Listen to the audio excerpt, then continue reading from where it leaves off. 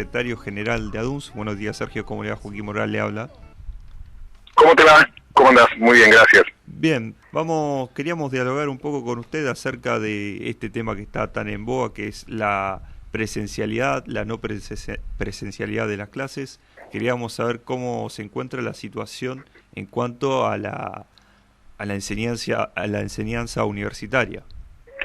Bueno, en realidad yo creo que es un tema mucho más amplio y complejo, ¿no? La cuestión de el retorno a la presencialidad educativa, esa que de alguna manera se vio interrumpida el 19 de marzo del año pasado, producto de la pandemia, producto del aislamiento, y esas condiciones justamente no han cesado, ¿no? La posibilidad de contagio, el rebrote que hubo desde mediados de septiembre hasta ahora, la falta de vacunas, son condicionantes muy fuertes que obligan a repensar esa fórmula o esa frase de que en el mes de marzo retornaría la presencialidad educativa en todo el ámbito de la República Argentina, ¿no? Creemos que son inoportunas, creemos que son irresponsables, le cabe a cualquier funcionario, a cualquier gobernador, hasta el mismo presidente, ¿no? Que se están empeñando de alguna manera en torcer el rumbo del cuidado, no solamente de los trabajadores que componen el sistema educativo, sino también de alumnos y estudiantes, ¿no? Así que vemos como temeraria la posibilidad de que comiencen de alguna manera este retorno a la presencialidad. Obviamente no va a ser como fue en el 2019, pero digo, poner en movimiento el sistema educativo implica poner en movimiento millones y millones de personas en todo el país, ¿no? Y eso implica un riesgo muy alto de contagio, y el contagio es radial, ¿no? Porque vos te contagiás y contagiás a otros, y esos otros contagian a otros. Así que justamente acá en la Universidad Nacional del Sur estuvimos reunidos virtualmente con las autoridades de la universidad, el gremio no docente y directivos de las escuelas, analizando esta situación. Todavía la universidad no ha tomado ninguna posición. Lo que nosotros decimos, que cualquier modificación de las condiciones laborales deben ser discutidos en el ámbito paritario, ¿no? Que nosotros tenemos constituido acá en la universidad entre nuestro gremio y la universidad. Quería hacer una consulta. Carlos Reyes es mi nombre. Buen día, ¿cómo le va? ¿Cómo te va, Carlos? Bien, recién hablábamos algo afuera del aire. Sí. Para el análisis a la vuelta a la presencialidad en todos los niveles, primaria, secundaria y universidad, ¿los tópicos que se utilizan o que se analizan son los mismos? Tengo la impresión, sin saber, que por ahí quizás haya una necesidad de volver en los niveles de primaria y secundaria, ¿no? En los niveles escolares. Quizás al nivel universitario se pueda ser un poco más prudente y esperar. ¿Es así? Mirá, hay mucha... Perdón, digo porque lo que está en juego no es solamente el caudal de conocimiento de un chico, sino también la necesidad de generar los vínculos. Uno quizás en la etapa de la adultez ya lo tenga más o menos resuelto eso. Sí, obviamente que se entiende. O sea, acá no estamos discutiendo presencialidad sí o presencialidad no. Como la presencialidad en la educación, hablábamos afuera, no hay sustituto, ¿no? No se puede sustituir con el formato virtual, con el formato alternativo, bimodal. Digo, en la educación la presencialidad es sostén. Y como vos decís, no solamente es incrementar el caudal de conocimiento de un alumno o un estudiante, sino generar lazos socioafectivos con tus compañeros y compañeras. Pero el problema grave acá es que estamos atravesando una pandemia. El mundo está atravesando, por eso se llama pandemia, que mata gente, ¿no? En definitiva está matando gente. Entonces, vos pensás cómo nos ha modificado la vida esto, que ni siquiera podemos compartir el mate, algo tan de costumbre nuestra. Bueno, eso se modificó, y no sé hasta cuándo, por ejemplo, es un ejemplo quizás tonto, pero digo, cómo nos modificó nuestra estructura que no podemos compartir el mate. Obviamente que afecta la posibilidad de construir lazos afectivos tan necesarios Pero bueno, primero tenemos que cuidar la salud, cuidar nuestra vida, y estoy hablando de nuestra vida, la de cualquier ser humano, ¿no? No estoy pensando solamente en los trabajadores de la educación. Obviamente hay una presión muy grande para que los niveles del jardín de infantes, la primaria y la secundaria sean los que comiencen a la presencialidad, porque obviamente eso implica, fundamentalmente en la primaria y el jardín, que ese adulto que está cuidándolo ahora en la virtualidad tenga espacio y tiempo, mientras ese chico o chica está en la escuela, de salir a trabajar, de salir a generar, de salir a consumir, de generar ganancia, ¿me entendés? Eso es lo que también está atravesando esa presión fuerte, poner en movimiento la maquinaria del consumo. Pero no se dan cuenta que lo que está en riesgo es la situación sanitaria. Pensemos que hicieron los países de Europa, que fueron de alguna manera, ahí tuvimos nosotros el ejemplo de lo que generó esta pandemia, lo veíamos venir, ¿no? Entonces, ahí tenemos el ejemplo adelantado de lo que va a suceder. Se replicó acá en la Argentina. En Europa las escuelas cerraron, las abrieron, las volvieron a cerrar. Porque era imposible sostenerlo. Así que vemos con mucha preocupación el programa de vacunas prometido, aplaudido, necesario, hoy está suspendido, o sea, hay una demora impresionante. Y la otra cuestión es las condiciones laborales de nosotros, docentes o no docentes del sistema educativo, ¿no? Porque imagínate si volvemos a la presencialidad. No va a volver todo el curso entero, ¿no? Serán 10 alumnos, 15 alumnos.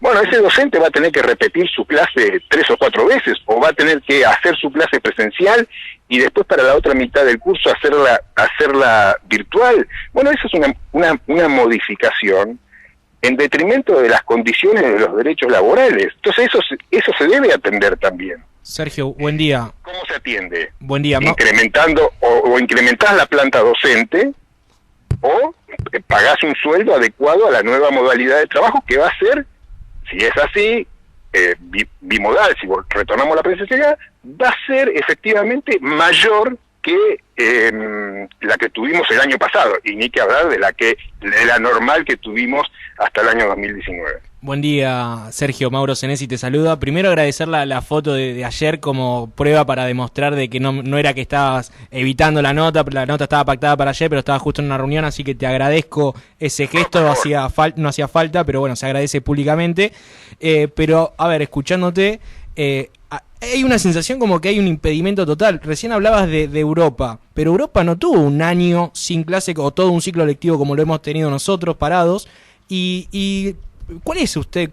¿Qué protocolos creen o cuándo ven ustedes que podría decir, bueno, en estas condiciones vamos a iniciar las clases o la presencialidad? Porque la verdad que parece ser que es imposible retornar a las clases hasta que esté todo el mundo vacunado, 45 millones de personas. Es decir, otro año tirado sin los chicos en las clases.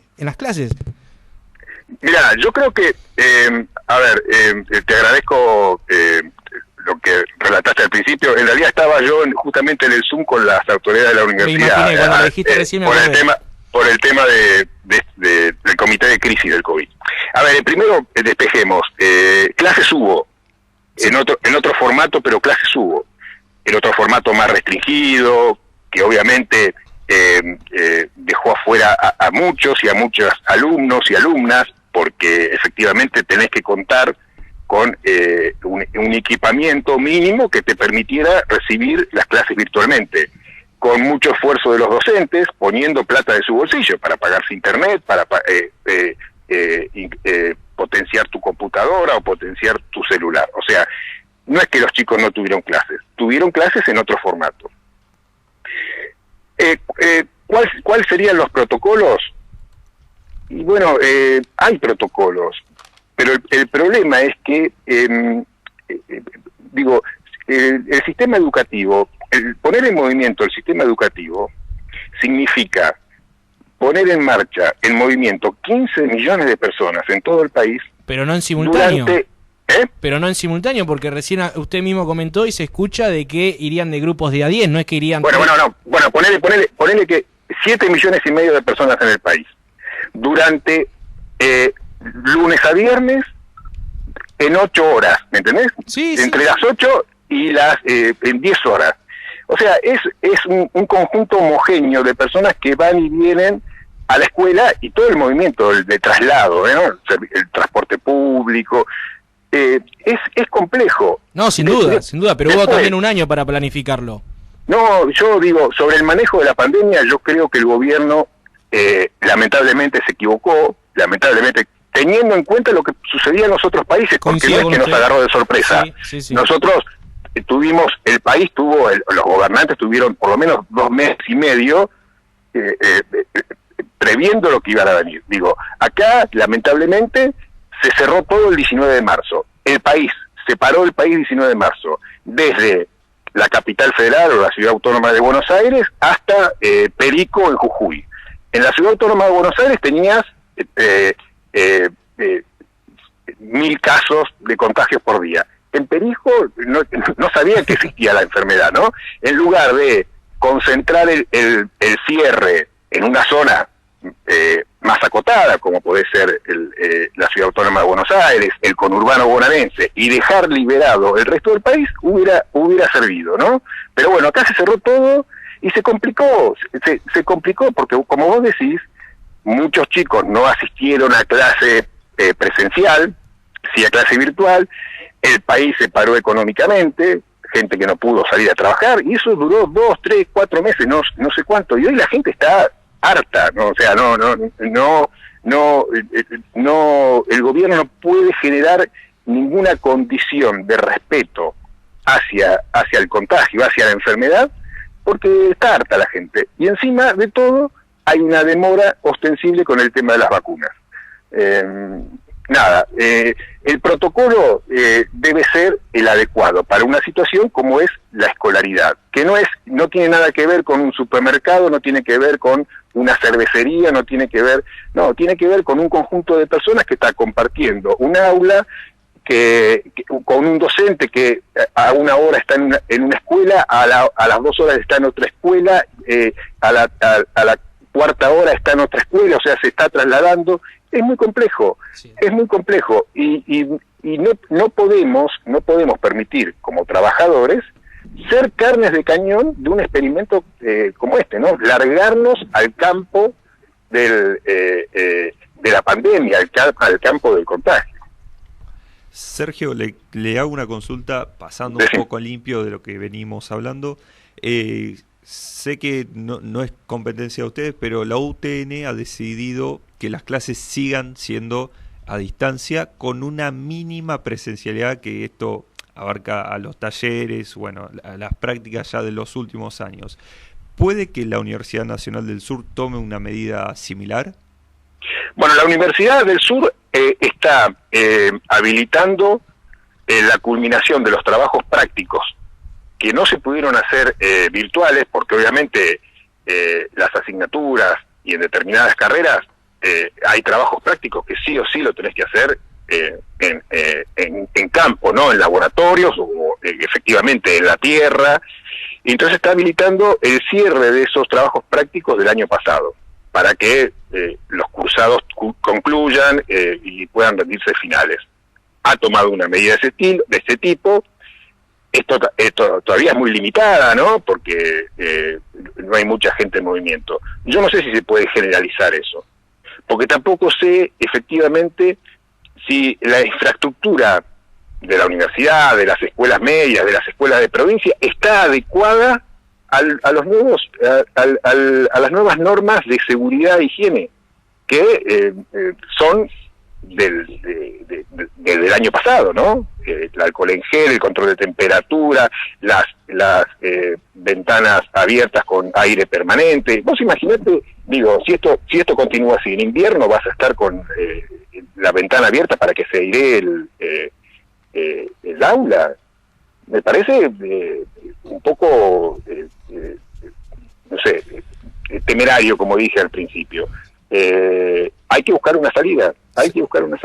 Sergio, dos observaciones, o dos cositas de mi parte. Una observación. Cuando comentaste esto de carne de cañón, tengo entendido, está bien que es a nivel provincial, pero el gobernador dispuso dijo, Kicillof, que los docentes con patologías de riesgo superior a 60 años no van a asistir a la presencialidad. Me parece que eso es un gesto no es que van a poner a todos como carne de cañón, me parece que hay una exageración ahí.